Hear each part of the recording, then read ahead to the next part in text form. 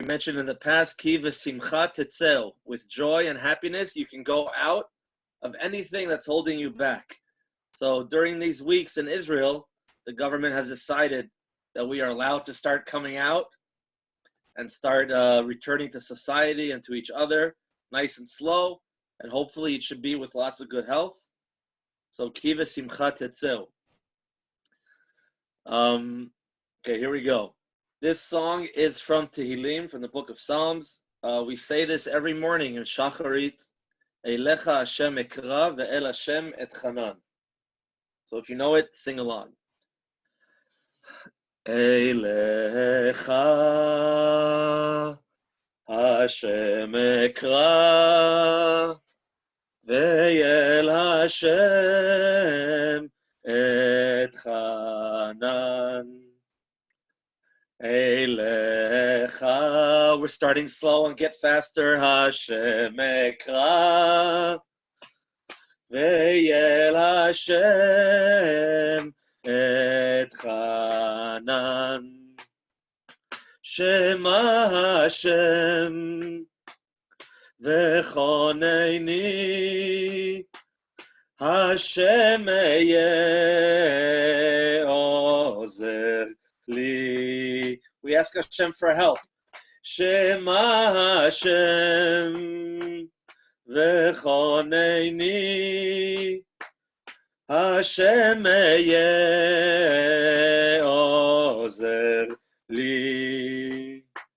Shema Hashem v'choneini, Hashem eyeh ozer li.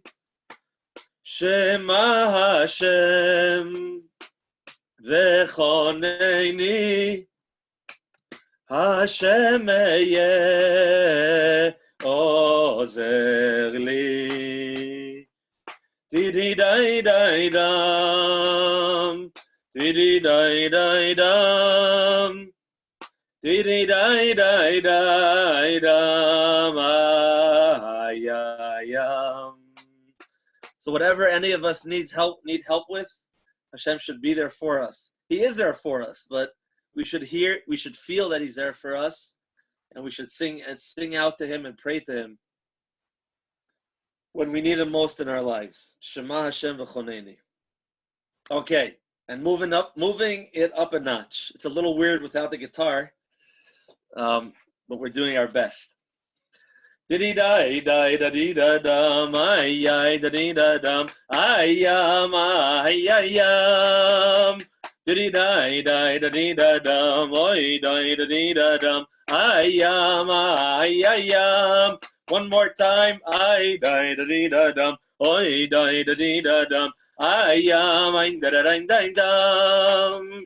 Di-di-di-di-da-dam, ay-ay-da-di-da-dam, ay-di-da-di-da-di-da-dam. Di-di-di-di-da-di-da-di-da-dam. Di-di-di-di-da-di-da-di-da-dam. Di-di-di-di-da-di-da-di-da-dam. Di-di-di-di-da-di-da-di-da-dam. Di-di-ay-yam, oh, hey. Di-di-di-di-da-di-da-di-da-dam. Di-di-di-di-da-di-da-di-da-dam. Di-di-ay-ay-da-di-da-di-da-dam. Hey, עבדו את השם בשמחה, עבדו את השם בשמחה, בואו לפניו ברננה, לפניו ברננה, yeah. עבדו את השם בשמחה, עבדו את השם בשמחה, בואו לפניו, לפניו ברננה. Di-di-da-la-la-la-la-la-la, yum-ba-da-dum-ba-da-dum-ba-da-da-dum, di-di-da-dum-da-da-dum, da-da-dum-da-dum, di-di-da-dum-da-da-dum, da-da-la-la-la-la-la, one more time. Hey, עבדו את השם בשמחה, עבדו את השם בשמחה, בואו לפניו ברננה, לפניו ברננה. Hey, עבדו את השם בשמחה, עבדו את השם בשמחה, בואו לפניו ברננה, לפניו ברננה. די-די-לה-לה-לה-לה-לה-לה, היין, די-די-די-די-דם, די-די-לה-לה-לה-לה-לה, די-די-די-די-דם, די-די-או, ay-ay-yam, pa-da-dum, pa-da-da-da-da-dum, די-די-לה-לה-לה-לה-לה, ay-ay-yam. Ivdu et Hashem b'simcha. Okay, so guys, we're gonna do a little avodah, serving God, getting close to Hashem, and we're learning for the refuah shlema, for the healing, for the recovery, of course, the medical, physical recovery of anybody that is sick, and for the recovery for those of us who have children. Our children have to go through an educational recovery and adapting back to school and learning from a teacher and not from a screen, not from the computer, not through Zoom. So it's not so simple, especially at that age. So we're also learning for my children, for all of your children, for all children throughout Israel and throughout the world, that their adaptation back into school with their friends and teachers should be healthy and clean and clear and as easy as possible. And we're of course learning for everybody for the refuah shlema, for the healing of anybody with corona in Israel and abroad, Jews and non-Jews alike.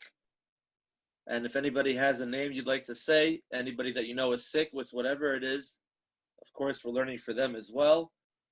Shlomo ben Clara, Yonatan ben Malka. And of course, we're also learning for the memory, for the neshama of Malkiel Natan ben Ezra, and also Debbie. You could say her name if you'd like, your mother's name. Vayigitzel bat Chaim Ruvain. Okay, thank you. Toda, thank you. Okay, so guys, Sefer Bamidbar. It's a new book, the book of Bamidbar. It's very special because in Hebrew, the word Sefer, Samach Pei Reish, a book, okay, is the same root of what we mentioned a few weeks ago, sapphire stone, the shining stone. Because a book in Judaism is supposed to shine. We're supposed to walk away from reading a Jewish book, a godly book, enlightened, okay, enlightened and radiating godliness and holiness. So we're starting a new book, the book of Bamidbar, which for whatever reason, I heard an explanation once, was translated through Latin into Numbers, right? But the real translation of Bamidbar is in the desert. That's the real literal translation of the book, which is kind of funny because I read in the news today with the heat wave that Israel is going through. We were speaking about this before with Karen, with the heat wave that Israel is going through and global warming in general. Scientists in Israel, or a group of scientists, claim that in 2100, all of Israel will, God forbid, that's my own addition, will, God forbid, be a desert. So, you know, the portion of the week, the Parsha is always supposed to tie into the times. So it's very fitting that in this portion, in this Parsha of Bamidbar, we really get a taste of the desert and what the desert was like. But God forbid that shouldn't happen. I hope it won't. I hope the ecological system and the world will also get on a better healing track as well. Okay, so we're jumping in, guys. The first pasuk of Parashat Bamidbar. Okay, Parashat Bamidbar is the first portion, of course, of Sefer Bamidbar, and it opens with the counting of the Jewish people. The Jewish people were counted when they left Egypt. They were counted also after the whole episode with the golden calf and whatever went on there. And they're counted now as well. This is the third time that they're counted. Okay, and this is a month after they have built the Mishkan, the tabernacle. You can see in the I didn't bring the verse here, the first pasuk in the Parsha, but it takes place on the first day of the month of Iyar, which is called in the Chumash Chodesh Hasheni, the second month. That's the month that we're still in right now, the month of Iyar. So this Parsha takes place in the month of Iyar, on the first month of Iyar, the first day, Rosh Chodesh Iyar. And this is a few weeks after the tabernacle was erected and was going to be used. And so therefore, Hashem asks Moshe to count the Jewish people because this is the beginning of Hashem's Shekhinah, of the divine presence dwelling amongst Am Yisrael in the tabernacle. It's Hashem in his element. Okay, Hashem's in town, he's on stage. And so he asked Moshe to count the Jewish people because he loves us so much and he wants to see how many people are there available for him. How many Jews will be using the Mishkan, the tabernacle? How many of us will be trying to make the world a better place and connect to God, connect to Hashem? Okay? The first pasuk is Vaydaber Hashem and Moshe Bamidbar Sinai be'oel moed be'echad lachodesh hashini. I didn't put that on the page, but I'll explain later how I happen to know that pasuk by heart and many other pasukim, verses in this parsha by heart. The pasuk opens with Hashem speaking to Moshe in the desert, in the meeting, in the tent of the meeting, which is also a nickname for the Mishkan, for the tabernacle. Okay, so we know they're in the desert. They've been in the desert for over a year already. For over a year, they've been in the desert since they left Egypt. We know they didn't take a detour, okay, to South America. We know they have not made it to Israel. So if the Torah mentions that this parsha, God spoke to Moses in the desert, when I already know what's happening in the desert, there's something to be learned from the word, the desert, the Sinai desert. And that's what this midrash, which is the first number one here on the study sheet, that's what this midrash latches onto. Okay, and so the midrash says the following. You can read it here in Hebrew or in English. Okay, the midrash mentions why did Hashem speak to Moshe in the tabernacle in the desert? Meaning this is the first time, okay, that God speaks to Moses after, of course, Matan Torah, after the giving of the Torah. This is the first time in which there's a normal conduit, a normal channel of communication between God and the Jewish people. Mount Sinai was an exception. That's not the norm. That set the ground and the base for everything. But the norm is supposed to be communication to Hashem through the Mishkan, the tabernacle, and in the future through the Batei HaMikdash, the temples, and of course, God willing, with the third temple. So this is the first time that there's a normal communication going on between heavens and earth, between God and the Jewish people, represented by Moses, and sometimes Aaron as well. Okay, so the Midrash asks, why did this all take place in the Sinai desert? Of course, you can answer, well, they were in the desert. So if God spoke to Moses then it happened in the desert. But nothing in the Torah is by chance. It's true they were in the desert. Therefore, God spoke to him in the desert. But why did God arrange it so that the first normal communication between him and the Jewish people would be in the desert? They could have been somewhere else by then. Okay, they could have been in the jungle. They could have been in Israel when they built the tabernacle for the first time. Why is this first interaction, okay, and connection taking place in the desert? So the Midrash says for three reasons. Okay, the Midrash says the rabbis learned from here that the Torah was given through three things, in fire, in water, and in the desert. Okay, how do I know the Torah was given through fire? Because during Matan Torah, during Mount Sinai, it says that the mountain was all full of smoke because God appeared in fire. Okay, so the Torah was given through fire. How do we know the Torah was given through water? Because it says in Shoftim, in the book of Judges, when Devorah, who was one of our heroes, who together with Barak ben Avinoam defeated the invading humongous army of Sisera, he was called. So Devorah led the battle. Okay, Devorah led the battle against him, and she was victorious. And it's very beautiful because you can, if you've never learned it, I'm sure most of you have. She sings a very beautiful song after the victory over Sisera, and you can read it in Judges. Okay, it's called Shirat Dvorah, the Song of Dvorah, very beautiful. In that song, okay, she describes the giving of the Torah as well, and praising God for all the great things that He's done. She mentions not only the victorious battle at her time, okay, but also Mount Sinai. And she mentions how in Mount Sinai it rained. The clouds dripped water. Okay, Avim in Hebrew is another word for clouds, for ananim. So from here we know the Torah was given through water. And third of all, how do we know the Torah was given through the desert? Well, that's from our Parsha, okay? The Torah was given through desert. So perfect. So now we have three things that the Torah was given through.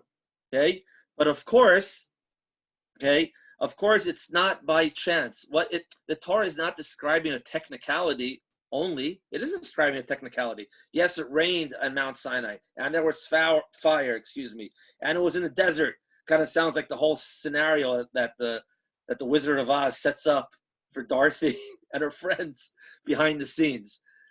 That's true, but why? Why those three things? Why did Hashem choose that as his backup for the beautiful show that took place in the desert? Why were those three things chosen?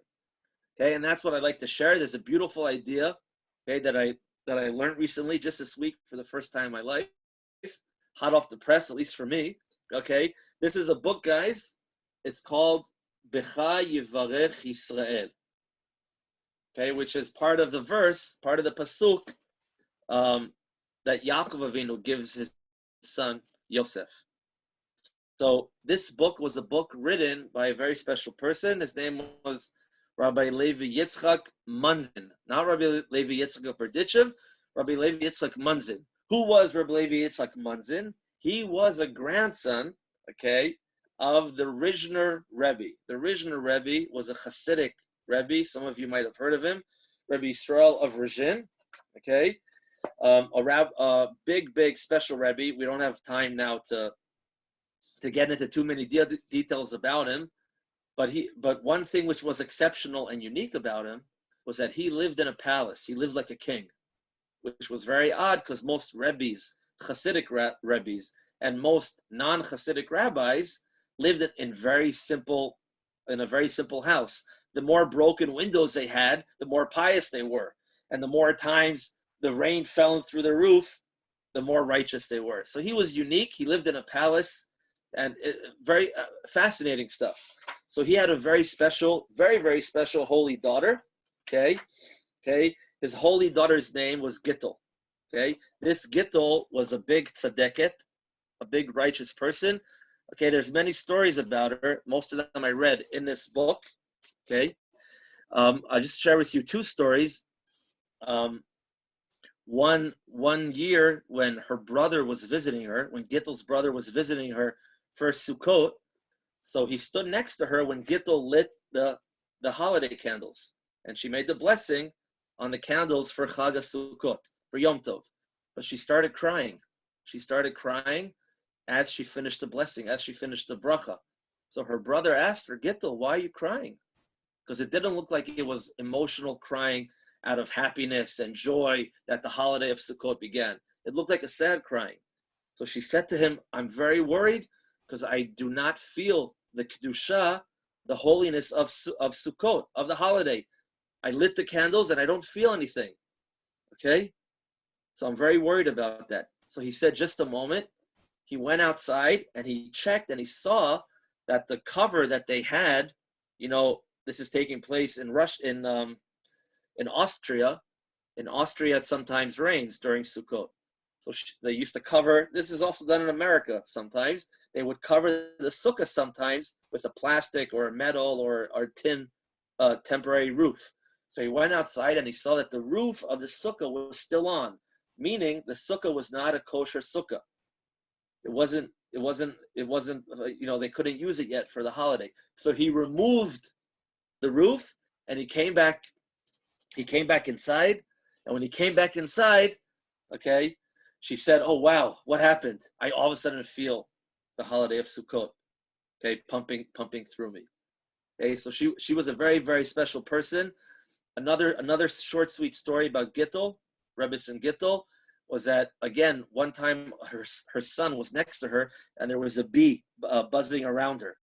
So her son wanted to shoo away the bee and get rid of it. But his mother, Gittel, said to him, no, don't do anything to the bee, because if the bee was sent from Hashem to sting me, then that's the bee's job to sting me, and I don't want to get in the bee's mission. I don't want to stop the bee from doing his mission. And if God did not decree that the bee should sting me, then it won't sting me. So either way, let the bee live and don't chase it away. So this is Gittel, guys, and her son is Reb Levi Yitzchak. Her son wrote this book, So again, Rabbi Levi Yitzchak, the grandson of the Rishna Rebbe, the daughter of this big tzaddiket, this righteous lady named Gittel, and he's very, very special. Maybe later, if we have enough time, I'll share some stories about him. But I'm jumping ahead with a beautiful idea that he shares on this medrash. Okay, the Gemara says in general, and I didn't bring this on the study sheet. The Gemara, the Talmud says that the giving of the Torah is very closely intertwined with the number 3. How so? The Torah was given to the third person, meaning to Moses. Moses was born after Aaron, and Aaron was born after Miriam. So the Torah was given to the third person. Moshe is number 3. The Torah, the Bible, consists of 3 books. Okay, Torah, Nevi'im, Ketuvim. The Bible, the Torah, the Chumash, the prophets, and the writings, 3 books, okay? And it was given to a nation of 3 groups: priests, Kohanim, Leviim, Levites, and Yisraelim, and all us regular folk, the Israelites. Okay, and the Gemara goes on to explain a few more things about the number 3. So he says, very beautiful, he expands that concept a little bit more with the number 3. And this is what he says. Okay, if you look, I put a little chart. I summarized what he writes in his book in this chart here on the sheet. Okay, and he says something very beautiful. He says, first of all, he divides the fire, the water, and the desert that the Midrash said into 3 different groups. And he says, fire, and we'll explain this in just a moment. Fire is all about Aaron HaKohen, Aaron the priest. I'll explain in a moment. Water is all about Miriam, Miriam and Neviah, Miriam the prophetess. And the desert, okay, is all about Moshe. Additionally, he adds a 3rd level to this beautiful building, and he adds a pillar of fire to Aaron. The pillar of fire was a pillar through which directed the Jewish people throughout the desert. Okay, at night especially. Okay, the pillar of fire is connected to Aaron. The well of water, what's called Be'er Miriam, the traveling well, which traveled with the Jewish people throughout their desert and gave them fresh, sweet water to drink, is connected to Miriam. It's called also Be'era Shel Miriam, Miriam's well. And the manna, the man, which came from heaven, the heavenly food, is connected to Moshe, to Moses. So what in the world does that mean, guys? Okay, so we're going to start with Aaron, because he's the first one that's mentioned in the Midrash. If we say that Aaron HaKohen is connected to fire, fire is the first one that the Midrash mentions through which the Torah was given. Eish. Now, if you look in the Hebrew side of the chart, it's important because all 3 things begin with the same letter in Hebrew. So it's Rashi Tevot. It's an abbreviation. Okay, the first one, Esh, fire, starts with an Aleph. Aaron, Aleph, and the Esh, the pillar of fire, also an Aleph, obviously. Miriam, also. Maim, the Torah was given through water. Mem, Miriam starts with Mem. And the well, the water that was given to the Jewish people throughout the desert, is also Mem, obviously Maim. And then last but not least, Moshe. The desert starts with a Mem, Midbar.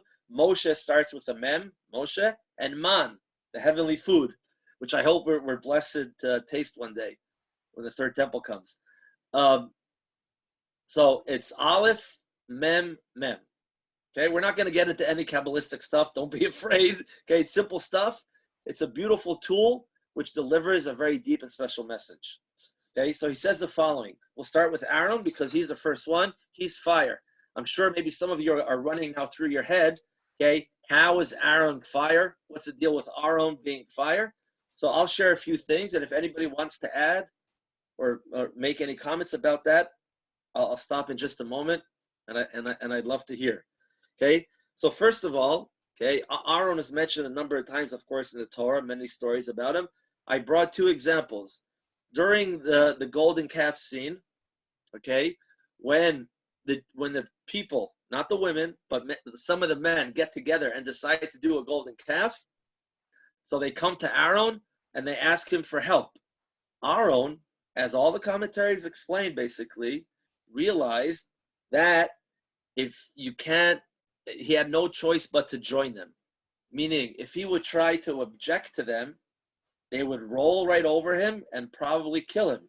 The Midrash even goes as far to say that Aaron's nephew, whose name was Hor, okay, the son of Miriam, his sister, he tried to object to those crazy guys who wanted to do the golden calf, and they killed him. They killed him. He was gone. This is what the Midrash says. So Aaron, seeing how passionate these guys were and seeing that crazy look in their eyes to do the golden calf, he knew that if he tries to object to them, it's not going to do anything, and he's probably going to get killed. So he pretends, he goes undercover, Mossad agent, okay, FBI, and he pretends to join them. And he says, yeah, let's do a golden calf. It's a great idea. And he has this whole backup plan that he plans to try to postpone and try to gain time. And by that time, Moshe will come down from the mountain. So that was Aaron's that was his plan. This is what the commentaries explain. So when Aaron does that, he says to them, go to your wives, okay, and ask them for their golden earrings, and from your children, and from your sons, from your daughters, and bring all those earrings to me. That was another technique that he used to bid for time, because he figured that if people have to ask their wives, their spouses, and their children for their jewelry, that's gonna involve arguing and fighting. And what are you, crazy? I want my jewelry. You want to use it for idolatry? Aaron thought that would kill a lot of time, and therefore there would be a chance that they wouldn't do it because Moses would come down the mountain by then. What does that have to do with fire? The gold was thrown eventually into fire, but what I'm saying is, in order to do something like this, Aaron had to be really on fire for God, meaning he had to have a lot of hope and a lot of trust in himself and in Hashem. He had to be on fire for God, that there was some hope for his plan to work. He wasn't just like this UN monitor sitting on the side just watching and, okay, whatever, I'll do something or not. He was on fire and he took action. He took action. He did not stand idly by, and he was so much on fire that he was willing to do something which looked totally counterproductive to what he wanted to do. Okay, he decided to join them. This is what it looked like, at least, to join them in their avodah zarah, in their idolatry. That's how much fire he had for God. He was burning up, and he did not stand on the side, okay, and he joined them. So too, he also would do that. The Mishnah says this, and the Gemara and Midrashim, you all know this. If he would see two people fighting, or a spouse fighting with their spouse, he would go over to them and try to make peace, try to bring love. He was on fire. When people would come to the temple, it was his responsibility to accept their korbanot, their offerings, and bring them up to the mizbeach, to the fire. Bring them up to the altar on fire. When people would come to the Mishkan, the tabernacle, he was supposed to help people light them up for God. People would come to the tabernacle, and eventually his children to the Batei HaMikdash, to the temples, all frozen and all cold, disconnected from God. It was Aaron HaKohen's job and his descendants to light them up, to get them on fire, to give them some warmth of God, of Hashem. So that's the holy fire of Aaron.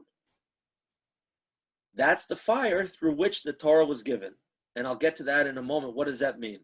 Okay? And it's in his merit that we had the pillar of fire guiding us through the desert. So that's Aaron. Number 3, if you guys look on the study sheet, when God tells Moshe at the burning bush that he's chosen to be the representative and he's going to be sent to Pharaoh and he's going to lead the Jewish people out of Egypt and everyone's going to talk about Moses forever. Okay, Hashem also tells Moshe that when you get to Egypt, your brother Aaron is going to come to greet you. And he says 2 beautiful words, God says in Hebrew, V'samach b'libo. He will rejoice in his heart. And Rashi explains, what does that mean? God was telling Moshe, you might think that Aaron is your older brother. And when he sees that I have chosen you to be the leader of the Jewish people and represent me to Pharaoh and receive the Torah, you might think that he might be jealous. He might say to himself, why does my younger brother Moshe get the job? I should get the job. He might feel some kind of hostility towards you, animosity. Hashem tells Moshe, I know what people feel. I'm God. This isn't like, I don't think Aaron is going to be cool about it. I know what he's going to feel in his heart, and I know that he's going to be happy in his heart. Not only is your brother Aaron not going to be jealous and have negative feelings towards you, not only will he just be neutral, but just be like cool about it. Okay, my brother is a leader. Fine, that's fine. I have nothing bad about that, but I'm not happy about that. No negative feelings, no neutral emotional status. He's actually going to be happy for you. Guys, that's someone who can do that, who can really truly do that, and God is testifying. This is God saying. You can't fool God. So if God is saying that Aaron was going to be happy for you in his heart, that means that Aaron was truly happy for you. Someone like that is only someone who's really on fire all the time for God, okay? And can therefore be happy in someone else's success and leadership, okay? Because he's on fire for Hashem. That's just a few examples about Aaron and his connection, okay, to fire. Anybody want to add or ask or say anything about this? If you do, just unmute yourself. L'chaim. Okay, we'll continue, guys, then. Feel free to unmute yourself whenever you'd like. If you want to jump in, add something, or say something. Okay, I'm jumping in now to the next number. Okay, number 4, which is Miriam, the Mem. Okay, Miriam, we said, the Rav Levi Yitzchak in his Sefer here says, is connected to water. And we know, the rabbis say this, the Gemara says this, that the traveling, rolling well of water throughout the desert was in the merit of Miriam. Okay, Miriam has a strong connection to water. We know the first 2 times that she's mentioned basically by her name, or almost specifically in the Torah, is in conjunction with water. Okay, when she hides behind the reeds at the Nile, at the Yaol, and watches Moshe. And the second time when she leads all the women in singing with the tambourines after the splitting of the Sea of Reeds, after Kriyat Yam Suf. So the first 2 times that Miriam is mentioned, it's in connection to water. Okay, that's number 4 you could see on the sheet. Miriam is all about water. And what is one of the characteristics about water? One of the characteristics about water is that it goes down. From wherever you put the water, it's going to go down. It gives into gravity, okay?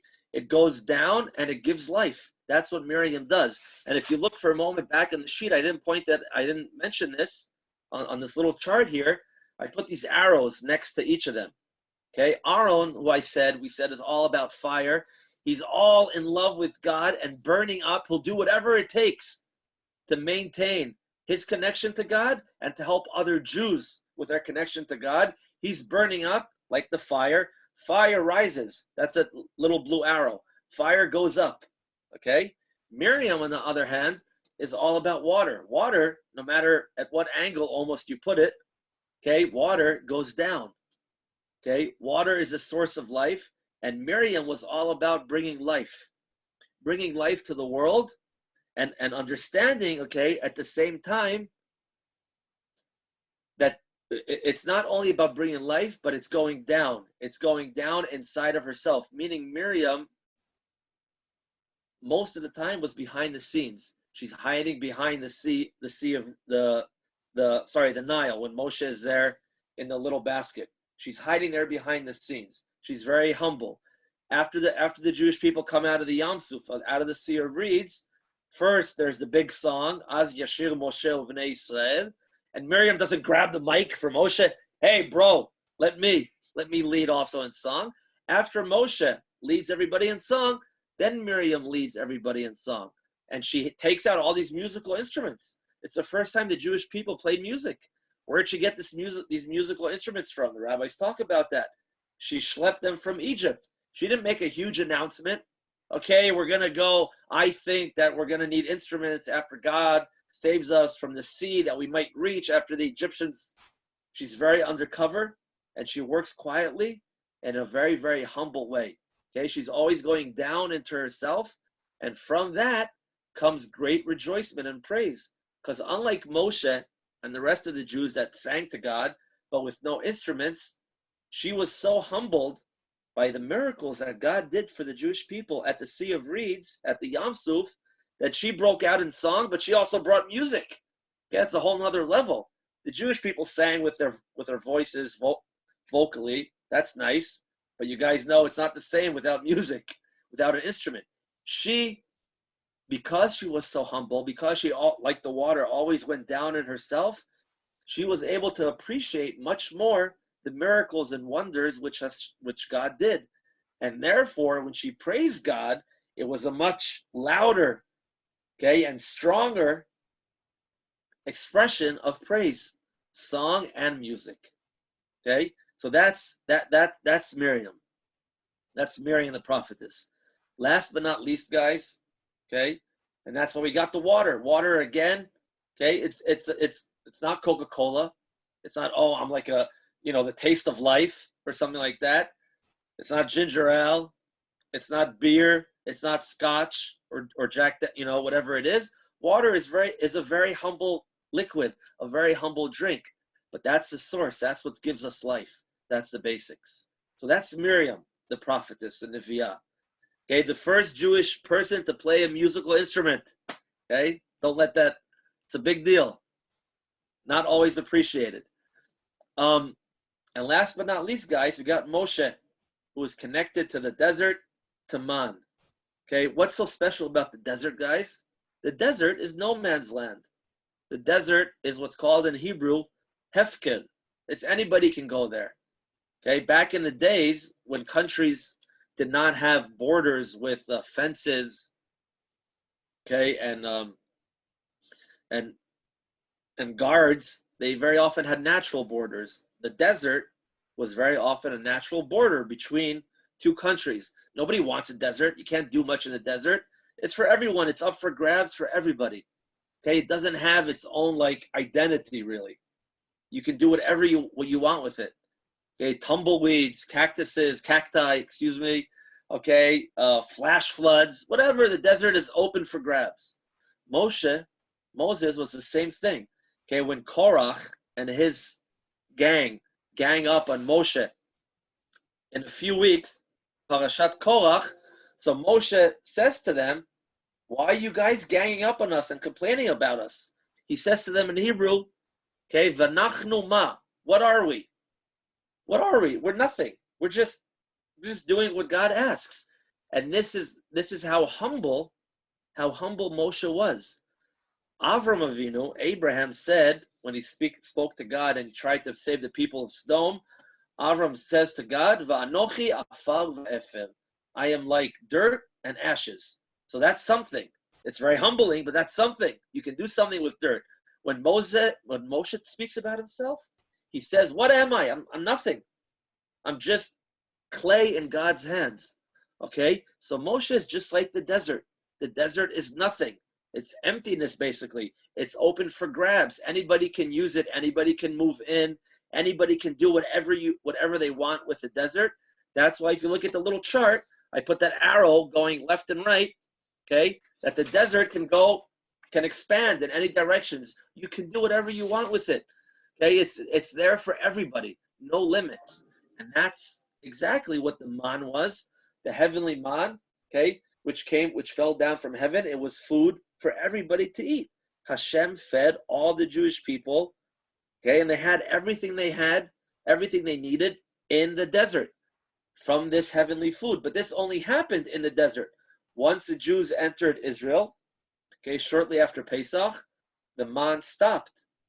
The man is only in the desert, okay, which is why, again, the Torah was given through Moshe in the desert, because the Torah is compared to the desert, just like the desert is for everybody and doesn't belong to one specific person or one specific country. So too, as we all know, the Torah itself is as well, okay, belongs to everybody in the world. No one has ownership of the Torah more than anybody else. So the Rebbe says very beautifully, okay, to sum it up, these points that he's been making. He says very beautifully, the first thing that you need, what is it? So now we know that there was fire and water and desert in the giving of the Torah. And that Moshe corresponds to the desert and Miriam to the water and Aaron to the fire. Great. So who cares? It's nice. It's cute. It's a nice chart. But what does that have to do with my life? What can I gain from that? Because again, if the Torah said that, there's importance. There's something for us to learn from it. It's not like a pyro scene going on during a rock star's concert with like fire and water and all this crazy stuff that people have. There's something to learn from this. And from the order that the Midrash says it. Okay, fire, water, and then desert. So what does the Rav say, Rav Levi Yitzchak, in a sefer? He says very beautifully, first of all, for a person to receive the Torah, okay, for a person to experience the giving of the Torah in their lives, for a person to be standing at Mount Sinai, for me to get the Torah, first thing I need in my life is fire, is Esh. The Torah will only be given to me through fire. I need to have fire, meaning in order to get out of my normal life, okay, in order to allocate some time for God, for the Torah, I need to be on fire for it. If I'm not on fire for God, for the Torah, I'll be dragged down by my work, by my hobbies, by my issues, by my concerns, my problems, my physical life, and I'm never gonna receive the Torah. I'll never end up at Mount Sinai if I get dragged down by everything.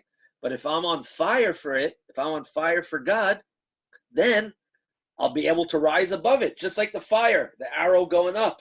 I'll be able to rise above everything going on in my life and be there at Mount Sinai to receive the Torah. And not only that, I'll be able to be warmed then and feel the warmth of the Torah. So the first thing is fire. You have to be on fire. We have to be on fire to receive the Torah. You can't approach the Torah like it's some academic subject, okay, in Hebrew University to study the wisdom of the Jewish people. That's nice. You can get a degree in that, a diploma. That's nice and cute. But if you don't have fire, then the words of God, the infinite words of Hashem, will not really penetrate your heart. So the first thing you need is fire.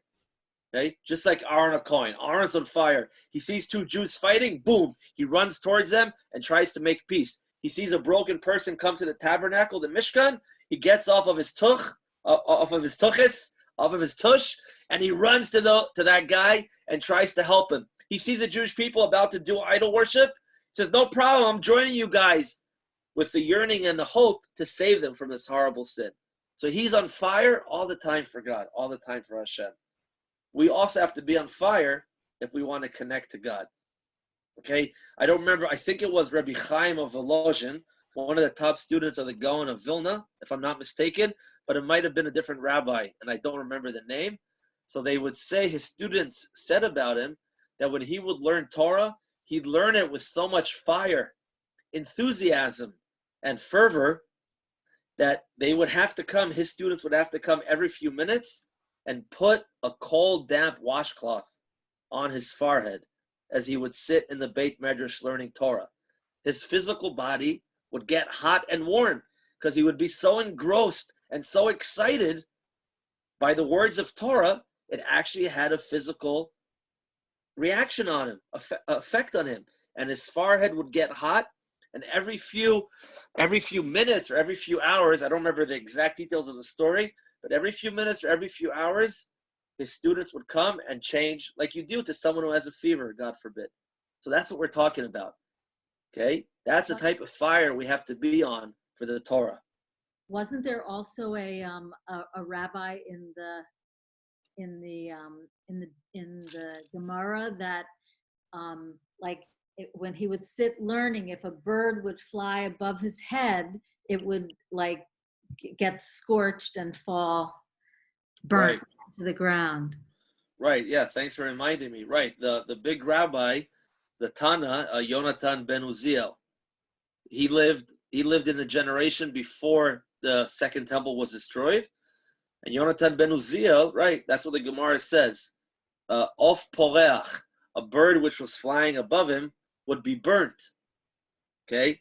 If the bird took the wrong, directions from Waze, or in its migration pattern, the bird would be burnt to a crisp from the fire, okay, which enveloped him when he learned, right? Right. Yonatan ben Uziel is buried, many of us know, not too far away from us, near Tzfat, in between Chatzora Galilit and Tzfat. Okay, so that's the fire. That's the first thing. That's what Rav Levi Yitzchak says. Okay, first you need fire to receive the Torah. Second of all, what you need is water. You have to be humble.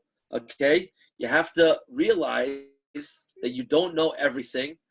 You have to know that there's much for you to learn, okay, and make a lot of room, okay? The larger the cup is, the more liquid I can pour into it. If I just have a small opening, a small cup, I can only fill the cup with a small amount. The more space I make in myself for the Torah, the more Torah I can receive. Meaning the more humble I am, the less of me that I have inside of me makes more room available for God to enter. The less I think of myself as something important and someone who knows it all, the more space there is for me to actually hear what in the world Hashem wants of me when I learn the Torah. Meaning if I approach the Torah with myself, with my subjectivity, with all my beliefs and everything I've learned in the past, then I'm going to study the Torah through those glasses, and I'm going to hear it in a very subjective manner. And I will potentially lose out on a lot of what God has to tell me in the Torah. But the more I remind myself that I don't know that much, and that I haven't learned a lot, and that my opinions are my opinions, there are many other opinions, great, then the more I'm open to more additional, words of wisdom from Hashem in the Torah, to more ideas from God. Okay, I might have shared this story in the past.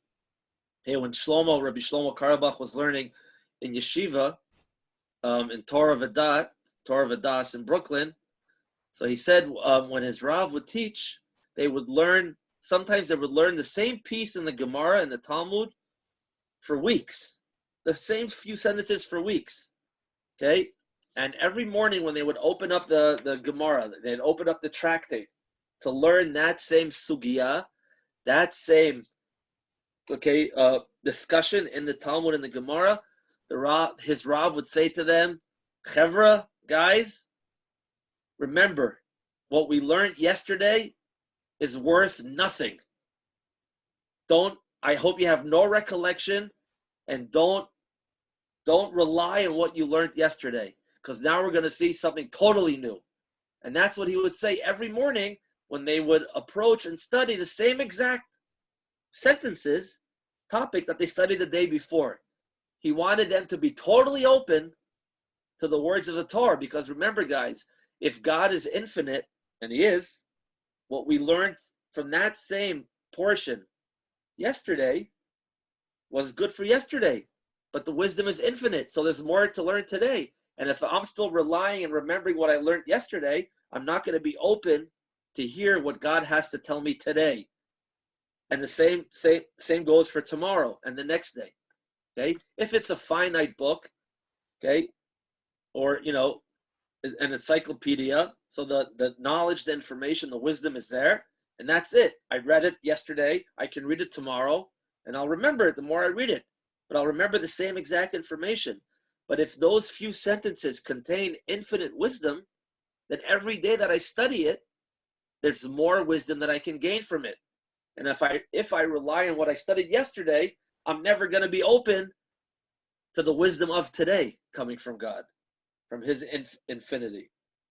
So that's the second thing the Rebbe says, okay? You got to be like water, okay? Going down, humbleness, going down from a high place to a low place, okay? And that will give you the life. That will give you the life of the Torah. If you want Torah to penetrate your heart, like water penetrates rock, like with the story with Rabbi Akiva, you have to be humble and low and put yourself behind the scenes, like Miriam, the prophetess, did, okay? That's water. Last but not least, guys, number 3 is the desert. Is Moshe, is the manna coming down from heaven. Okay, the Midbar, the desert, like we said before, is no man's land. It's up for grabs. It's hefker. Okay, after I've gone through the first stage of I'm on fire for God, and I start learning, and I remember what I learned yesterday, what's good for yesterday, but now I have to remind myself that I really know nothing in my finite body. I know nothing compared to the infinity of God. And I have to remember that and be in a constant state of humbleness and be open for more wisdom. The next stage, guys, is to keep in mind that the Torah is not mine, because the danger with being on fire for God, for Hashem, and really close to God, or trying to get close to God, and then being very, very humble and having a lot of space in me for God, the danger with that is that the next step could be is that I have very little space for other people, or I have very little space for other people's perspective of the Torah, because I'm on fire for God. I'm super humble. I remind myself daily that I know nothing, and I'm a constant vessel for God. So the danger with that is that I could look at other people in a somewhat arrogant way and say, wait, you're not doing the right thing. This is how to study Torah. Let me teach you how to be on fire. Okay, come to me. I know the way. So the third stage, guys, is to be like the desert. The Torah is for everybody. It's an objective, infinite book of Hashem's wisdom. It is God, actually. It is part of Hashem. And I will take it in my subjective way, and someone else will take it in their subjective way. But it's up for grabs for everybody. Just like the desert was, and just like Moshe was. And I can learn something from my friend, from his subjective perspective, and learning of the Torah and connection to God. And he can learn something from me. And together we can learn something from someone else. And so on and so forth. It belongs to everybody. There are 70 ways to look at the Torah. And that's what it means. The Rav says, Rav Levi Yitzchak says, that the Torah was given, through fire, water, and the desert. Not that it was only given then, 3,400 years ago or so, but that it was given then to people who are in the mindset of the fire, the water, and the desert. And so too nowadays, if we are in the same mindset of what we just spoke about, of fire, water, and desert, we too can receive the Torah, just like our ancestors did so many years before at Mount Sinai. Okay? I just want to take this now one step further. Does anyone have anything to say or ask or add? Rabbi Smith. Yes. Yeah, just a very cool word that you just pointed out about the desert, that is a no man's land. It also highlights the importance of realizing that no matter who you are, no matter where you're coming from, you're always entitled and have the opportunity to learn it. Meaning, I think the focus I was hearing from you was the fact that we should always be open-minded and understanding that there are other ways of understanding the Torah. And in addition, I'm realizing from what you're saying is that no matter what spiritual level we're holding, everybody can go to the desert. There's no man's land. Even if a person is not holding at a very spiritual level, he can also connect with God, can also, go for the Torah, and whatever his background is, whatever his life has been coming in any point. Is that do you know what I mean? Yeah. That's nice, no matter where you're at. Right. That's nice, Dov. Familiar. So I'd like, unless anyone has anything else to say, I'd like to just connect this to a very special day, which is going to happen in 2 days' time. Tuesday's time is Kaf Chet Iyar. The 28th day of the month of Iyar. Kaf Chet in Hebrew is Koach, strength. Koach, strength. Koach Iyar, as many of us know, is Yom Yerushalayim. What's called Jerusalem Day. Jerusalem Day was a day in the 6-Day War, 1967.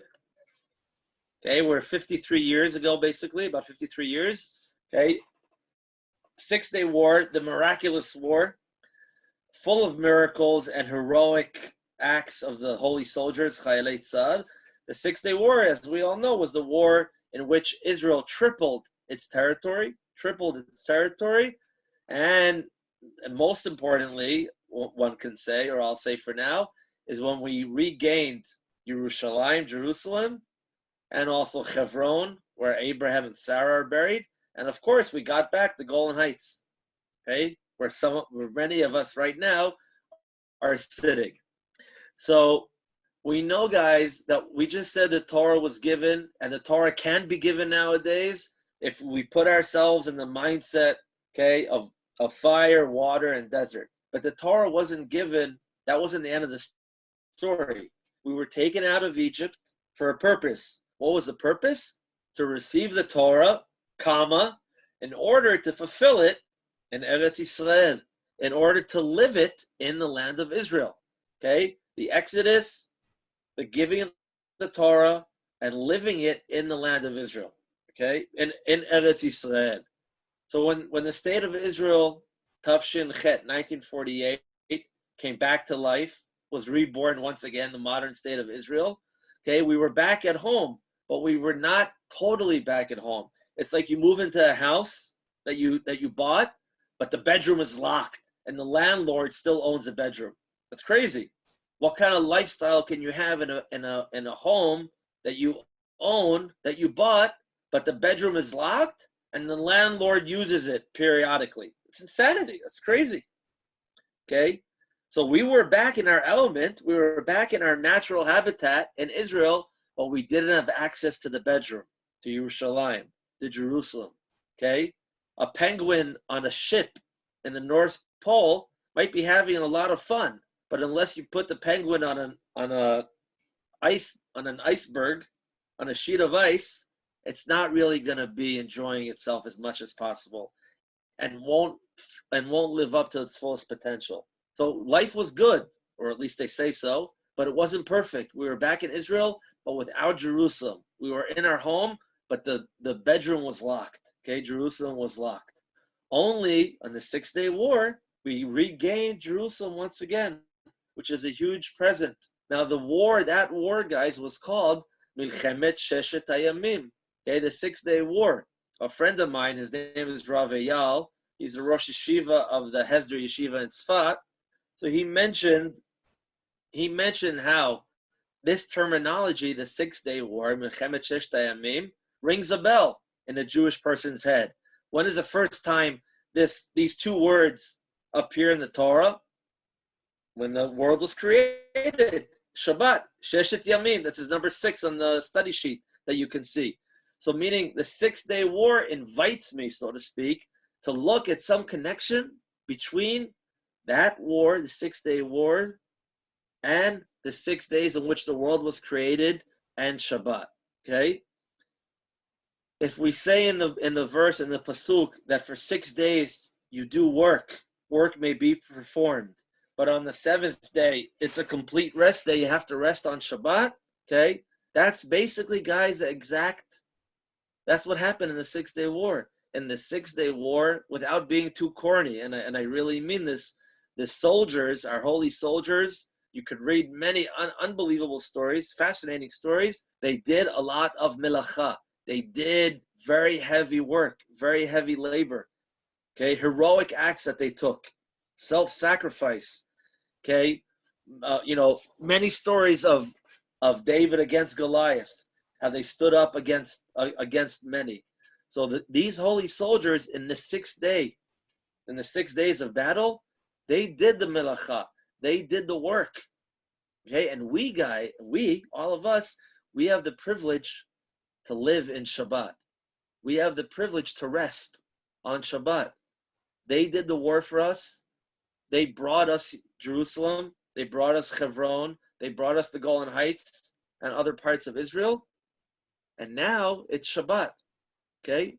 On Shabbat, what am I supposed to do? I'm supposed to rest and take note of myself and figure out what in the world am I doing with my life. Shabbat is a chance to connect to my soul, to my neshama.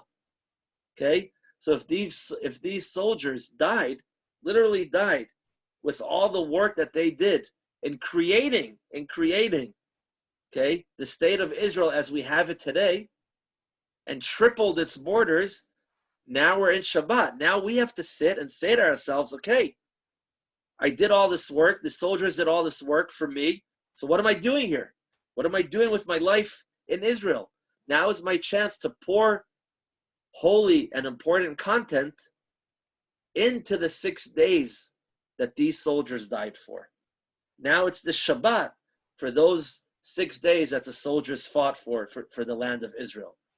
Okay? Just like Shabbat gives meaning and soul to the 6 days of the week, so too, the state of Israel now, we have the chance and the privilege, and not the privilege, we have the obligation to these soldiers of blessed memory. Their souls should have an aliyah, should go up and high.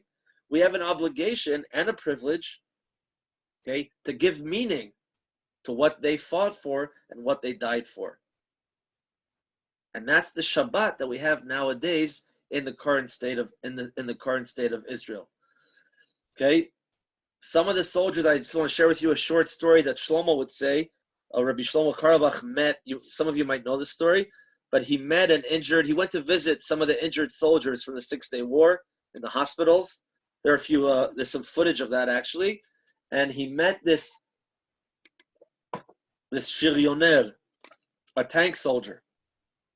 And this tank soldier told him the following story. Okay, he was with his tank battalion down south in the Sinai desert, and they were in a battle with the Egyptian tanks, and there was a lot of smoke, naturally, a lot of dust and dirt being kicked up, the sands in the desert. And to make a long story short, his driver, his company, his specific tank got lost from the rest of the tanks, and they found themselves isolated from all the other tanks.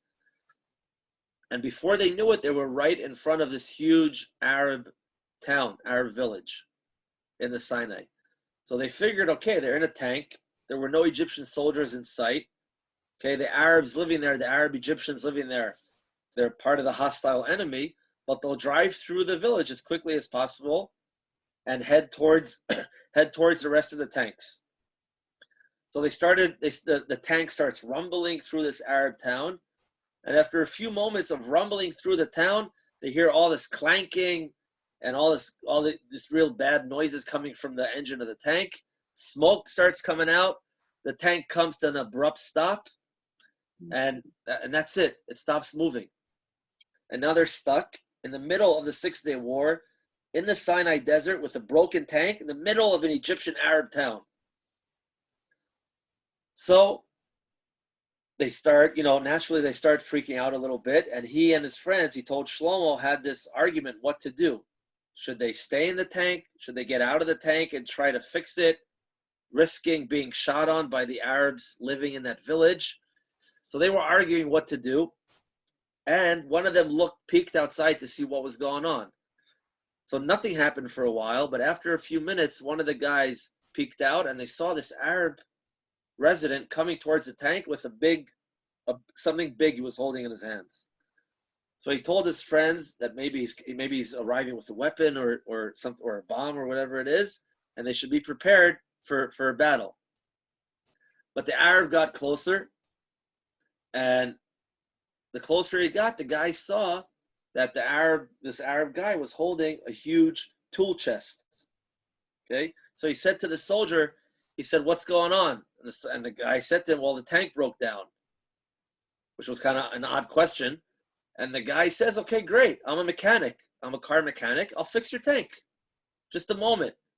So they thought for a few moments that this was some kind of ambush and some kind of weird plan, but they looked around. He asked his friends to cover him with their weapons.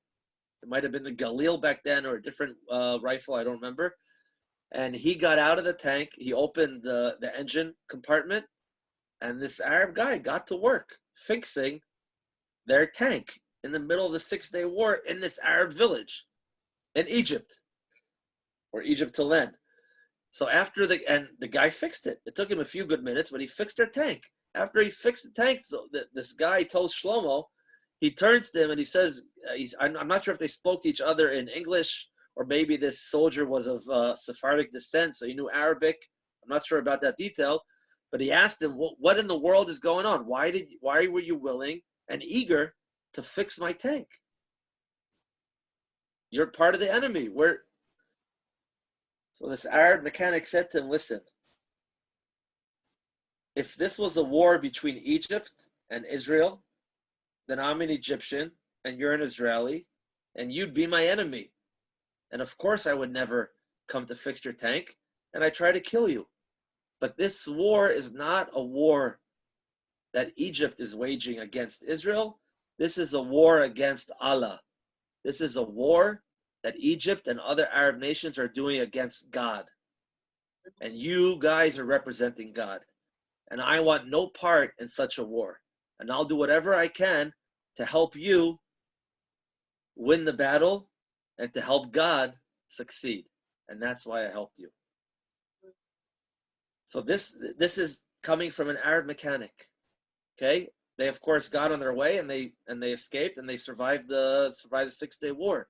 So even the Arabs knew, or some of the Arabs knew, that the 6-day war, okay, was setting the platform for Hashem to reveal himself. Not only did God reveal himself in the war itself through all the many, many, many miracles, but it was a chance for us to regain parts of Eretz Yisrael so we could unlock the bedroom in our home.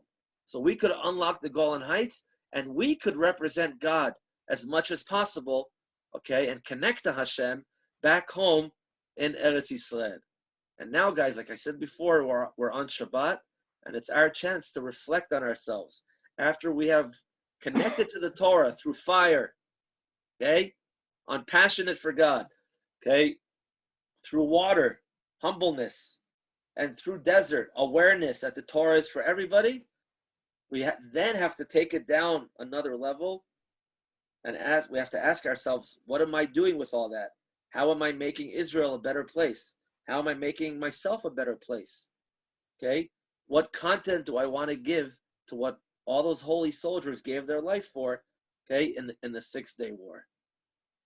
So I bless all of us to remember these 3 things, and again, to give as much and deep content as possible for our own each individual lives. Remember, the Torah has many, many ways. The way I'm connected to the Torah is different than another person might be, and the way you are connected, Shaul, might be different from someone else, and that's cool.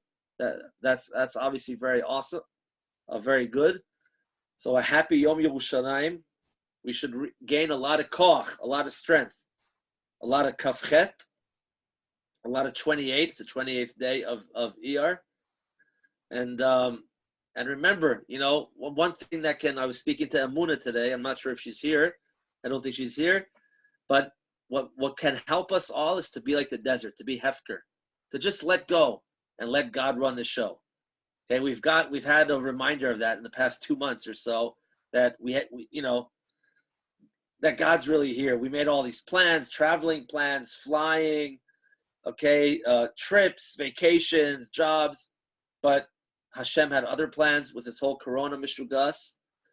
And one of the best things to do, again, to be open for God and be humble, is just to let go, be like the desert, be hefker, be like clay in God's hands, like we say in Yom Kippur davening, and really let him run the show. And from that place, we can hopefully give a lot of content to the Shabbat that we are privileged to live in this land of Israel, okay, and the merit of all these holy soldiers. It's Asher. It's not only Yom Yerushalayim, it's also Yom Holedet of somebody. Yeah, it's also my birthday now. Thank you, Shaul, for reminding me. Happy birthday.